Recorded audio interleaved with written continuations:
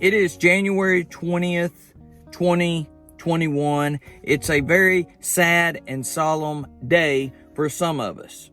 This reminds me of a story that I read about a very poor man that lived by the river. He had a little shack and he had a mill. That's all that he had. One day, a flash flood took place, and he climbed up on the hill and watched as the river rose well above his house and mill and washed it all completely away. He was heartbroken. He was discouraged. Everything that he had in the world was gone. But after the water subsided, he went down to see if he could find anything that was left. And there was nothing. But when he looked over at the shoreline, something was glistening in the sun. He said to himself, "That looks like gold." He walked over, and guess what? It was gold. The storm that had impoverished him is the storm that made him rich. The storm that took everything away was the storm that gave him everything. So it is oftentimes in life. You take a look at the old story of Joseph. He felt pain. He felt discouragement. He felt impoverishment.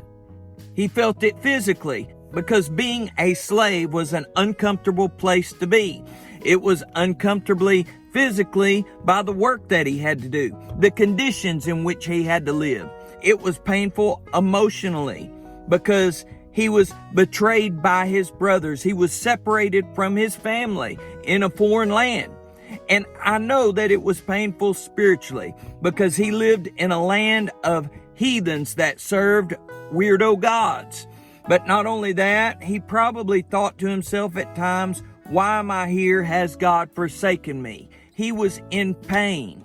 But through that pain, that discouragement, that depression, that impoverishment, came golden corn that saved the entire world and reunited his family. Job said, "And when he had tried me, I shall come forth as gold."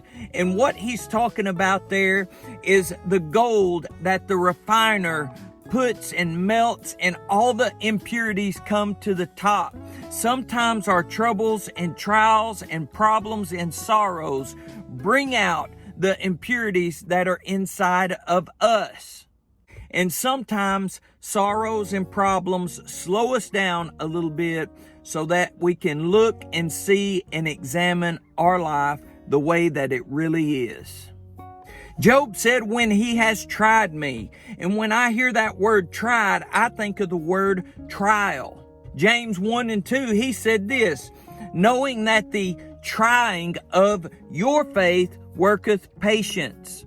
Verse number 3 says, "But let patience have her perfect work in you, that you may be perfect and entire, wanting nothing." That's when you realize that you have everything that you really need. Losing everything was the best thing that ever happened to that poor man. I don't know what you may be going through right now, but I want to encourage you to look for the gold. Carefully scan your eyes over the wreck, the ruin, the impoverishment, the problems, and the discouragement of life, and look for the gold. Because when you find the gold, you're going to find God. And may God bless you today. I love you and appreciate you. I'm praying for you. And in all this madness and sadness that we're going through, remember, God is in control. So put Him in control of your life.